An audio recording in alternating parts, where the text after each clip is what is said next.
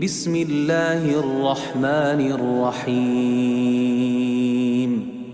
نحمده ونصلي على رسوله الكريم أما بعد. My dear respected brothers and sisters in Islam, Assalamu alaikum wa rahmatullahi wa barakatuh. February was Black History Month. March is Women's History Month. So I thought the topic for today should be women in the Quran.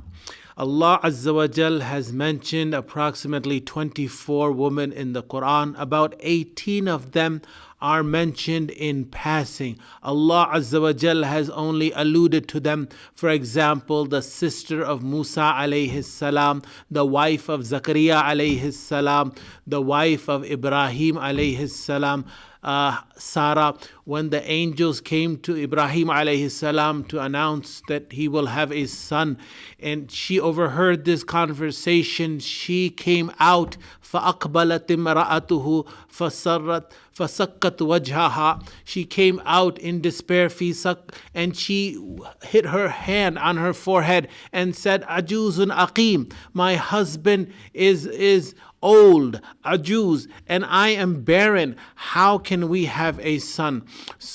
But there are about 6 women who Allah Azza wa Jal has mentioned their story in depth and detail, and they illustrate some very important moral virtues and principles and traits that our women, our mothers, our sisters, our daughters, our wives can aspire to. And as a matter of fact, all of us can aspire to acquire those traits. The first I would like to begin with is Bilqis. Bilqis was the queen of Saba. In Surah Saba, Allah Azza wa Jal mentions her story. She was the queen over a kingdom that is now presently located in Yemen.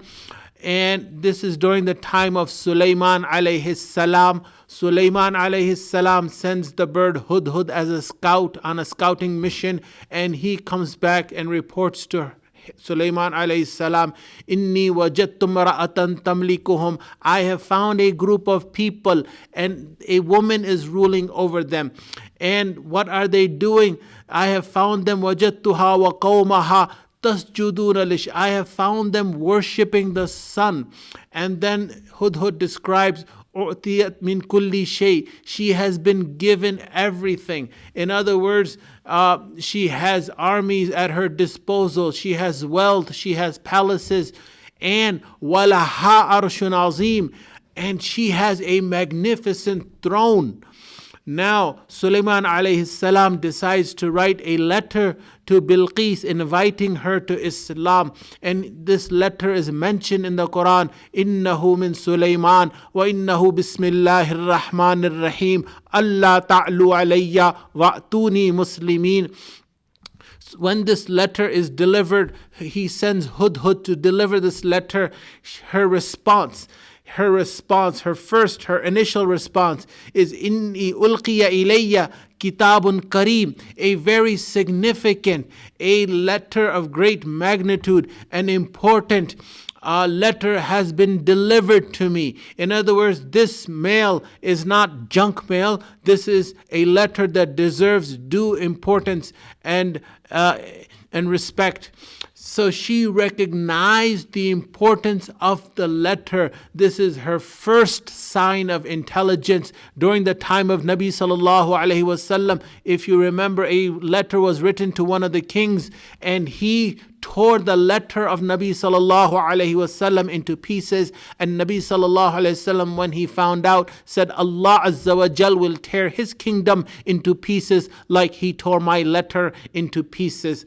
So she did not discard this letter. She gave this letter its due importance. Then the second sign of her intelligence is that she gathered her advisors and said, "Aftuni fi amri ma kuntu qatiyatan amran hatta tashhadun." Give me your input. I am not going to decide anything until you give me your input, your advice. This is her second sign of intelligence. She did not go out on her own thinking that I know what is best and I will decide for my people. No, she included her advisors and they had consultation. Her third sign of intelligence is that when her advisors gave her the input that let us go to war against Sulaiman and his army. نَحْنُ أُولُو قُوَّةٍ وَأُولُو بَأْسٍ شَدِيدٍ. We are people of strength and might. We have the military might. We have the F-16s on standby. We have the B-2 bombers that can be dispatched at a moment's notice. Let us go to war. She said, Nana, innal muluk idha dakhalu qaryatan afsaduha wa ja'alu a'izzata ahliha adilla. This insight that she had.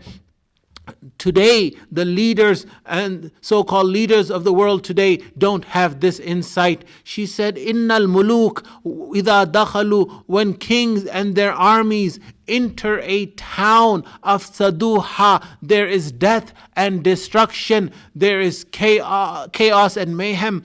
Afsaduha wa ja'alu a'izzata ahliha adilla, and the honorable and the respectable people of the community of society become debased, demoralized, and humiliated. Tipsy-topsy happens. This is not the first option. War should never be the first option. It is never a good option. So this was her stance. And if we look today, regardless of how much we hear of precision bombing and smart bombs, we know the death and the destruction that is caused by war. I have met refugees who have in their countries, who have told me that in their countries they had thriving businesses and they were affluent people. They had respect, and when war and death and destruction came to their countries, they became refugees and they had to come with the shirts on their back. They had to leave their homes. So she had this insight into warfare and the nature of warfare that today many of us don't have. And then her fourth sign of intelligence is she said, I am not going to take Sulaiman at his face value. Inni mursilatun ilayhi bihadiyya. I am going to send some gifts to him. Let's see what he does. This is the litmus test. Is he greedy after my wealth? Does he want my kingdom, my worldly possessions, or does he want my welfare in the hereafter? Is he my well-wisher? Is he a prophet, truly a prophet, or is he just another worldly king who is trying to plunder and loot the wealth that I possess? I am going to send some gifts. Let's see what happens when the rubber meets the road. And when she sends an army of a whole group of people with gifts, it was not a $50 gift card to Walmart. This was bricks of gold and silver. Sulaiman alayhi salam, he replies, Atumiddunani bimal. Are you trying to bribe me with wealth? Fama atani Allah. What Allah has given me, khairum mimma atakum, is far better than what Allah Azza wa Jal has given you. This is the response of Sulaiman alayhi salam. It's mentioned in the Quran. As a matter of fact, all these verses that I have quoted you are mentioned in Surah Naml. And then what happens is that when Sulaiman alayhi salam now decides to test her. So she leaves with her entourage, and after she leaves her palace, her kingdom, with her entourage, Sulaiman alayhi salam calls for her throne to be brought, and her throne is brought in the blink of an eye, because Hudhud, remember, had said, Walaha arshun azim, she has a magnificent throne. And then Sulaiman alayhi salam says, Nakiru laha arshaha, change her throne for her. Let's see if she is able to recognize her throne. And then when she arrives, Sulaiman alayhi salam poses the question, Ahakada arshuk, is this how your throne is? And her response, again, her fifth sign of intelligence, says, Ka'annahu hu, maybe, in other words, it could be, it kind of seems like my throne, but I can't say for sure. So she does not give a definitive answer, which again is a sign of her intelligence. And then her sixth sign of intelligence is that she accepts Islam, she recognizes Tawheed, abandons the worship of the sun, and recognizes Allah as the one true creator. She is not stubborn, because only a foolish person is stubborn. Aslamtu ma Sulaymana lillahi rabbil alameen. I have accepted Islam at the hands of Sulaiman alayhi salam. This is her intelligence that Allah Azza wa Jal has mentioned in the Quran. There's another woman who Allah has mentioned her intelligence, her human skill, her ability to recognize people and their qualities and their potential, and that is the daughter of Shuaib alayhi salam, when she recommended to her father, Ya abat istajirhu inna khayra man istajarta 𝘾𝙊𝙉𝙏𝘾𝙏 amin. Oh my father, hire him, he's the best person for the job. Why? Because he has these two traits and qualities that every employee should have. He is qawi, he has the ability, he is strong, he has the strength, and he is ameen, he is trustworthy. So again, this shows the intelligence of the daughter of Shuaib alayhi salam and her human skill. And moving on, there's 5 other women that I would like to mention from the Quran. The second is the Musa, the mother of Musa alayhi salam. The mother of Musa alayhi salam. Imagine, Quran describes baby Musa, 𝙁𝙊𝙉𝙍𝙍 alayka mahabbatan minni, that we put love on Musa. Whoever saw Musa, baby Musa, fell in love with him. Imagine how much love the mother of Musa alayhi salam had. A mother who is ready to sacrifice anything. No sacrifice is too small for her children. The motherhood, the maternal instincts that she had for her baby Musa. And now she's being told to put baby Musa in a box tabut. Imagine, this is not just a box, this is a death sentence, this is a casket more than it is a box. And then فَأَلْقِهِ فِي الْيَمِّ, put this basket, put this box, put this casket in a river. That is a second death sentence on Musa. And then the third death sentence is فَلْيُلْقِهِ الْيَمُّ بِالسَّاحِلِ فَيَأْخُذْهُ عَدُوٌّ لِّي وَعَدُوٌّ لَهُ. And the enemy, Allah is stating, my enemy and his enemy will take him. In other words, Fir'aun will take him. This box will go up the river and it will go straight to the palace of my enemy and his enemy, Fir'aun.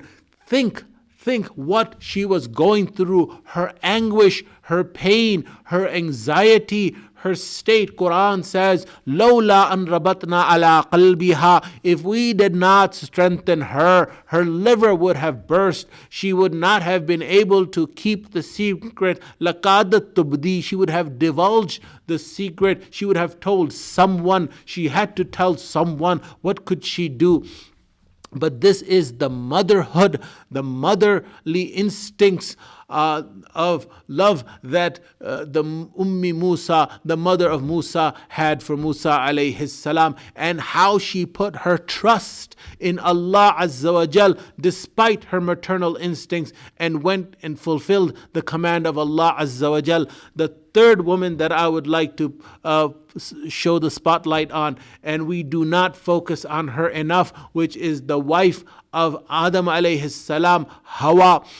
Quran states that we told Adam and his wife, Kulna ya Adam uskun anta wa zawjuk, you and your wife stay in Jannah, dwell in Jannah, fakula minha, both of you eat from the fruits of Jannah, wala taqraba, and both of you do not go close to this tree. And both of them stayed in Jannah and ate. And then what happened? فَأَزَلَّهُمَا. Quran states that Iblis, he deceived, he tricked, he duped both of them. And when both of them ate the fruit of the tree, both of them were told to go down on earth. قُلْنَا اهْبِطُوا مِنْهَا جَمِيعًا. Both of them were instructed to leave Jannah. Both of them had to endure the consequences of eating the fruit from the forbidden tree. And both of them were told to go down on earth. فَإِمَّا يَأْتِيَنَّكُم مِّنِّي هُدًى فَمَن تَبِعَ هُدَايَ فَلَا خَوْفٌ عَلَيْهِمْ وَلَا هُمْ يَحْزَنُونَ. Both of them were instructed to await the revelation from Allah Azza wa Jal, and their progeny would wait. And whenever revelation would come, any prophet, messenger would bring revelation. Whoever followed the revelation, the wahi, the guidance from Allah, he would be on the straight path. Two points I would like to mention. Number one is that it shows the spiritual equality of women, that women are spiritually equal. Both of them are being addressed in the Quran. And then of course everyone else besides Adam and Eve, besides Adam and Hawa. Quran says, Ya ayyuhannas, inna khalaqnakum min dhakarin wa untha. O mankind, we have created you from a single male and from a single female. And all of us are spiritually equal before Allah Azza wa Jal. And Quran states, Innal Muslimina wal Muslimat, the Muslim men and women, wal Mu'minina wal Mu'minat, and the believing men and the believing women, wal Qanitina wal Qanitat, the obedient men and the obedient women, was Sadiqina was Sadiqat, the truthful men and the truthful women, was Sabirina was Sabirat, the men who have patience and the women who have patience, wal Khashi'ina wal Khashi'at, the men who are devoted and the women who are devoted, wal mutasaddiqina wal mutasaddaqat, the men who give charity and the women who give charity, was saimina was saimat, the men who fast and the women who fast, wal hafidhina furujahum wal hafidhat, the men who guard their chastity and the women who guard their chastity, wal dhakirina Allah kathiran wal dhakirat, and the men who remember Allah in abundance and the women who remember Allah in abundance.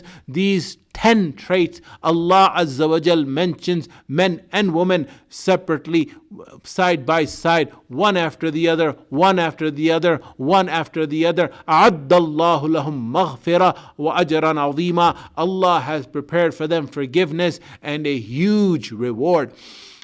Second point I would like to mention, the first was spiritually equal. We have different roles in life. Men is mainly the provider and a woman is mainly the caregiver for the children. But we are spiritually equal before Allah. The second point that I would like to point out is that in Christianity, it is Iblis, the devil, who deceived Satan, who deceived Eve, Hawa, and then Eve in turn deceived and tricked Adam alayhi salam. So the blame is put on the woman, that it is the woman who is evil. Quran says, no, فَأَزَلَّهُمَا الشَّيْطَانِ. Shaitan caused both of them to slip.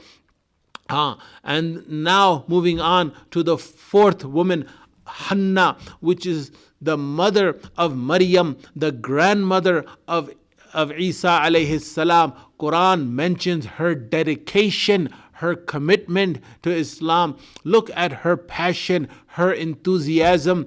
Inni nadartu laka ma fi batni muharraran fataqabbalhu minni. O Allah, I have dedicated the child in my womb for your service. Waqf. She is dedicating the child in her womb before the child is born for the service of Islam, for the worship of Allah. How many of us are ready to dedicate waqf our children for Islam? Imagine her level of dedication. And then when the child is born and she realizes it's a girl, it's Maryam, it's not a boy, she's thinking, how can I dedicate a girl to Bayt al-Maqdis for the worship of one Allah? Because according to Jewish customs in those days, only men could be dedicated to the service of Bayt al-Maqdis.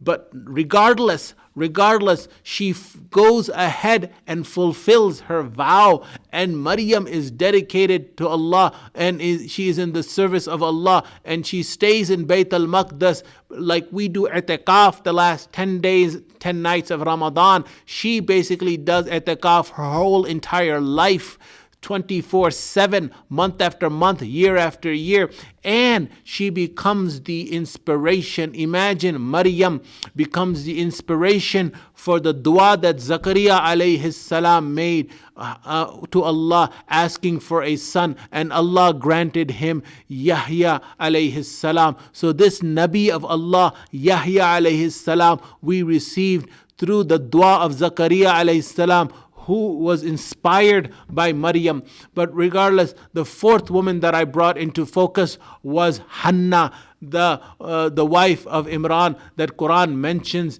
and her dedication and her commitment that she dedicates the child in her womb. Inni nadartu laka ma fi batni muharrara fataqabbalhu minni. And then moving on to the fifth woman that Quran highlights and illustrates her story is the wife of Fir'aun. Imagine the power of Fir'aun, that today if a leader was to kill one person, innocent person, he would be tried in the International Court of Law for the crime of murder. Fir'aun killed thousands and thousands of Bani Israel, and no one could touch him. No one could raise a finger against him. This is his power, his might as a leader, as a king. But what happens when Asiya realizes Musa alayhi salam's and his message is the truth? She gives up all of that life of luxury. Imagine her luxury, her palaces, her comfort. She gives all of it up for the sake of Allah Azza wa Jal. And not only does she give it up, because we have a royal family this week who gave up their title, gave up their royalty and moved to LA, but she does not only give up her royalty and leave Egypt, she has to suffer for her choices, and she is made to lie on the sand, and pegs are put through her hand and feet. That is why Fir'aun is called وَفِرْعَوْنَ ذِي الْأَوْتَادِ, Fir'aun, the man with pegs, because he drove pegs through people's hands and feet. And Fir'aun had instructed his soldiers to take her out and to turn her face away from the palace. Her face was turned away from the palace, and a boulder is hanging above her head, and she's about to be crushed to death. And she looks up at the sky and makes this dua, which is mentioned in the Quran: Rabb ibni li indaka baytan, O Allah, make for me a palace near you in Jannah. Allah grants her that palace near him in Jannah. So this is the sacrifice of Asiya, the wife of Fir'aun. And then the sixth woman that I would like to mention from the Quran is none other than Maryam. Quran says, Ya Maryam, O Maryam, Inna Allah hastafaki, indeed Allah has chosen you, wa tahharaki, and has purified you, wastafaki ala nisa'il alamin, and has chosen you over all the women of the world. This is Maryam. How did she receive such a high rank in the sight of Allah? Wastafaki ala nisa'il alamin, because of her chastity, because of her modesty, because of her obedience to Allah, because of her worship. These are the traits that women should aspire to. These are the femininity is now being thrown out the window, and it is looked down upon. The feminine traits that come easily, that come inherently to women, such as being compassionate, being soft-hearted, and being warm and nurturing, being caring, and compromising. These are the inherent traits of women. Now, these traits are being considered as an obstacle in the progress of women, and these should be put to the wayside. Motherhood and the motherly passion and love that a mother has for her children, her caring, her nurturing nature, her ability to endure and put up with her children and give them the proper education and proper upbringing. Motherhood in general is being looked down upon, and it is considered an obstacle in a woman's career choice and in her career ladder. A man's primary responsibility is to provide. He is the provider, and a woman's primary responsibility is to care for her children. So we have to take all of these lessons that Quran is giving us and to absorb it and ponder over these traits that Allah Azza wa Jal has mentioned of these 6 women, that yes, women are spiritually equal in the sight of Allah, but just because men go into politics does not mean all the women have to go into politics, or an equal number of women have to go into politics, or men are CEOs of company, so there must be an equal number of women who are CEOs of companies. This goes against the nature that Allah Azza wa Jal has created the 2 genders, and Allah Azza wa Jal has created them for specific roles, and it would be detrimental to women first and foremost, and to the family unit, and to the institution of family, and to society in general, if women were to give up or these feminine traits and try to be more like men, or to act more like men, to be more as they say, cutthroat politics, or to be more aggressive and assertive. This is a trait that might suit men, that might come more easily to men, but it definitely does not suit women. Allah Azza wa Jal has made them unique, and it is their unique qualities, their femininity that makes them special, and that is what we should value and what we should treasure in them. And may Allah Azza wa Jal inspire all our women, our mothers, our sisters, our daughters, our wives, to have these traits that Quran mentions, their trust, the trust that Musa, the mother of Musa, had, the dedication that Hannah had, the perseverance that Asiya, the wife of Fir'aun, had, the chastity that Maryam had, the intelligence that Bilqis had. May Allah Azza wa Jal give our women folk these traits. And the other point is that if a woman was to work, وَجَاهِدُوا فِي اللَّهِ حَقَّ جِهَادِهِ, if she was to strive in the field of spirituality, she could cross a much farther distance, much quicker than a man. Why? Because